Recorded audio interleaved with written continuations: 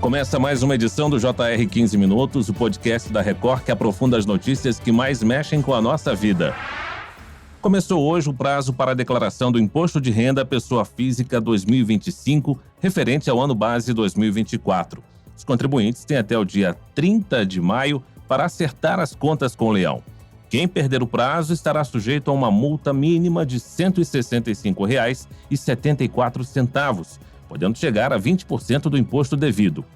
Quais são as principais novidades deste ano? Quem precisa declarar? E quais os cuidados para evitar erros e cair na malha fina?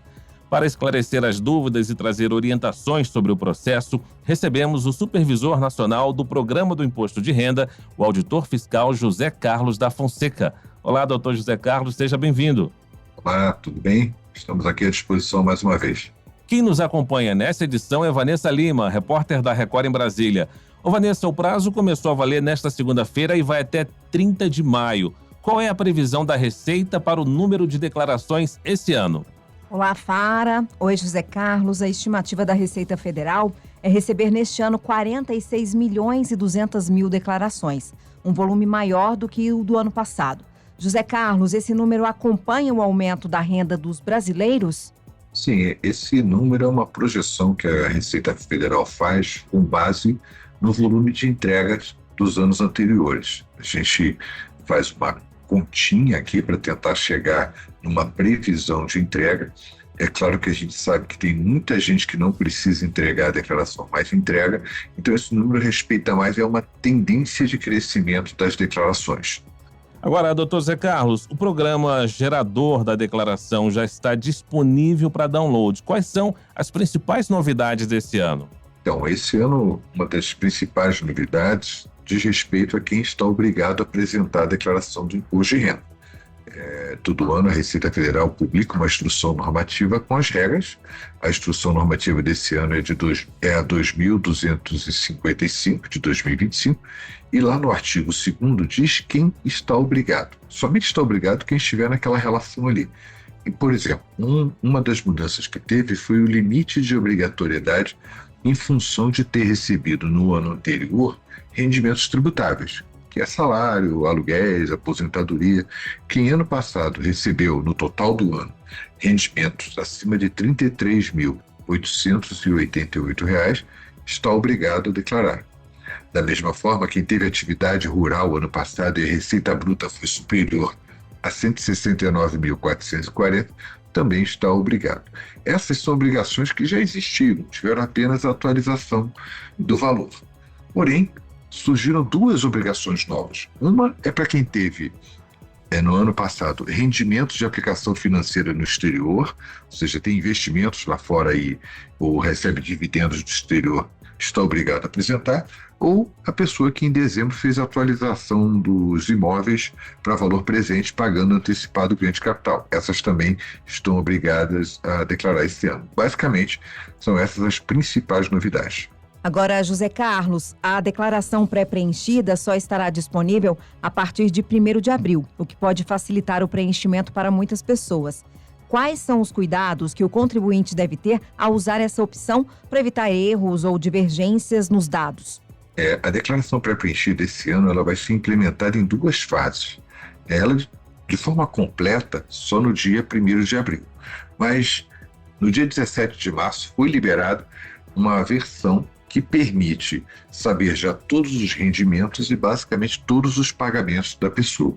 Então, quem desejar, já pode utilizar a declaração pré-preenchida, já vai carregar informações de pagamentos, de rendimentos, o seu salário, sua aposentadoria, todas essas informações já estão vindo na pré-preenchida, só no dia 1º que teremos a atualização dos saldos bancários. Então a pessoa tem que avaliar, será que é melhor ela já pegar a pré-preenchida que já está disponível e complementar manualmente com as outras informações que só vão vir no dia 1º ou esperar o dia 1º?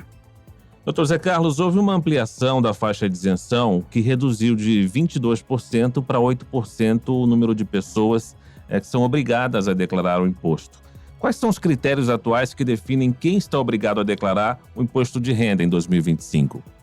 Estão obrigados a apresentar a declaração este ano aquelas pessoas que se enquadram no artigo 2º da Instrução Normativa número 2.255.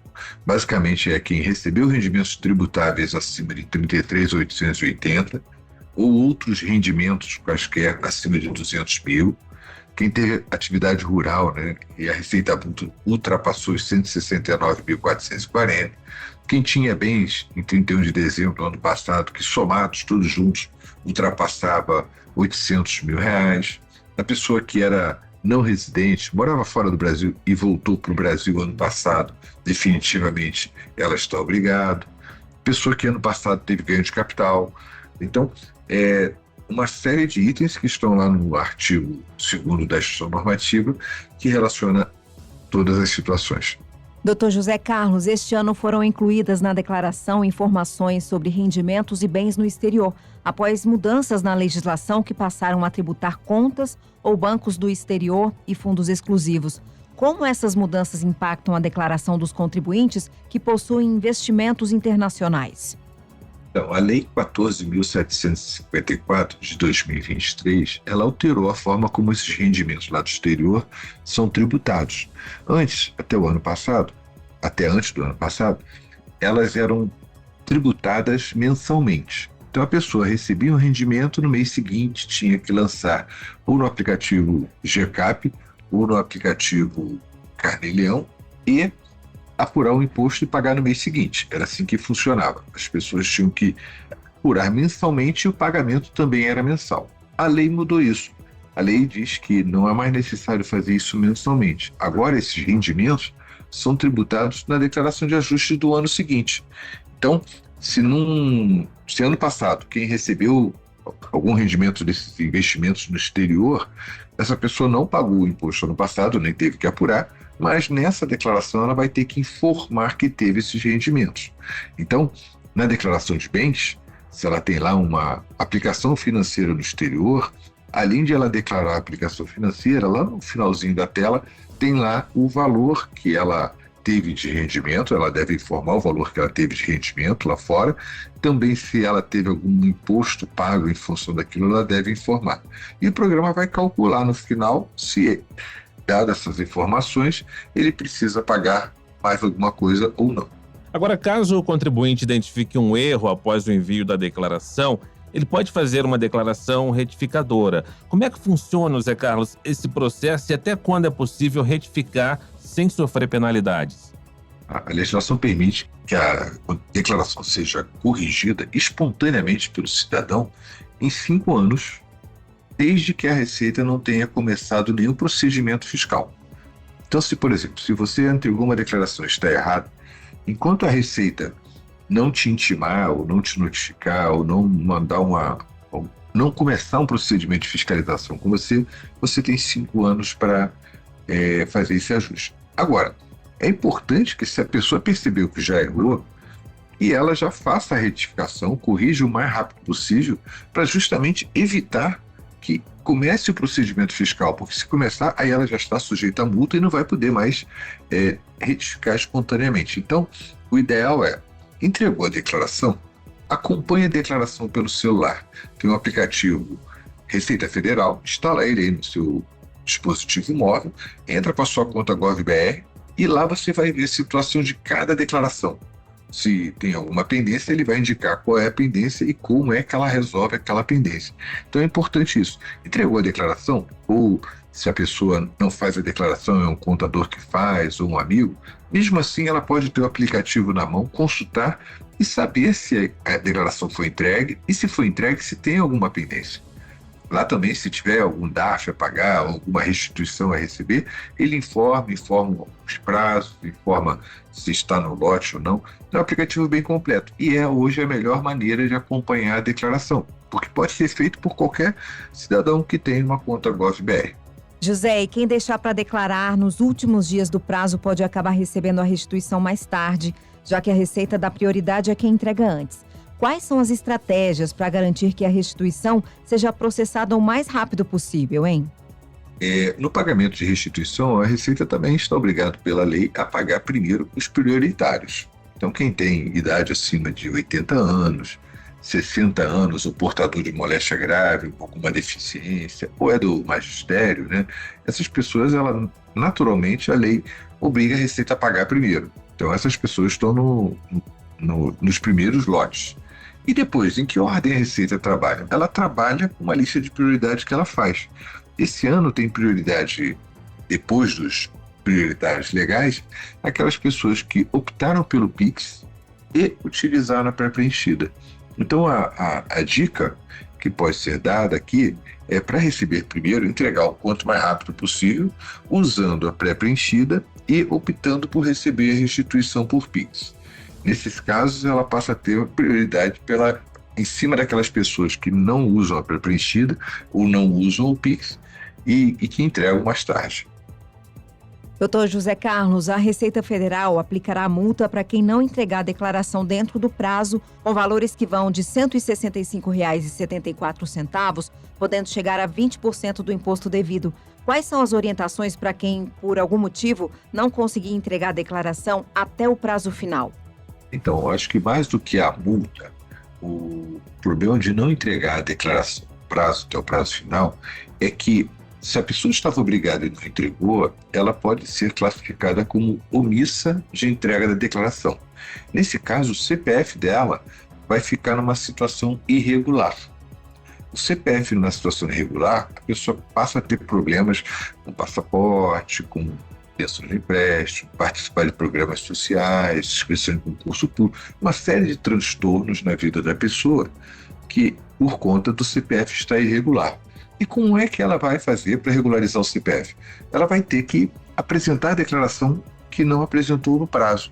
E aí essa declaração incide essa multa que você falou que no mínimo é o de R$ 165,74, podendo chegar até 20% do imposto devido. Agora, Zé Carlos, algumas mudanças foram feitas em relação aos campos de preenchimento da declaração, como a extinção do campo para título de eleitor e do número do recibo da declaração anterior. Essas mudanças devem impactar o processo de preenchimento de alguma forma? E para a gente concluir, que dicas o senhor dá para que o contribuinte possa fazer a declaração com mais tranquilidade? Então, a Receita vem estudando formas de facilitar o preenchimento da declaração já há anos. Esse ano nós descobrimos que tinha algumas informações, o título de eleitor, o código do consulado, o número da embaixada, o número do recibo, como você falou, que não tinham nenhum interesse tributário. Aquilo ali, esses dados entraram nas declarações antigas e vieram sendo repetidas todos os anos. Então, esse ano a gente viu que essas informações não são mais necessárias e resolveu tirar da declaração para evitar que o contribuinte tenha mais uma dor de cabeça. O mais importante é, primeiro, ela juntar os comprovantes. Para fazer uma declaração, a pessoa precisa ter os comprovantes de tudo aquilo que ela está declarando. Ela não pode declarar nada que ela não tenha como comprovar. Então, o primeiro passo a fazer é juntar os comprovantes de rendimento que ela teve, as despesas que teve, juntar todas essas informações. Depois, uma outra dica importantíssima é utilizar a declaração pré-preenchida. Você entra lá no aplicativo, pede a declaração pré-preenchida, ele vai carregar um monte de informações que a Receita já sabe sobre você. E aí você vai ter a seguinte situação: tem a pré-preenchida na sua tela e os comprovantes na sua mão ali, ou na sua outra tela. E fazer a conferência para verificar se está tudo certinho. Se houver alguma divergência, fazer um ajuste. Se tiver na pré-preenchida alguma informação que você não tem como comprovar, o ideal é você excluir, porque se você não tem como comprovar aquilo, pode ser uma informação indevida. E aí o ideal é tirar a pré-preenchida. Se ao contrário, você tem alguma informação comprovante que você tem que não consta ainda na pré-preenchida, o ideal é você incluir, de modo que você transmita uma declaração tendo como comprovar aquelas informações que você está prestando ao fisco.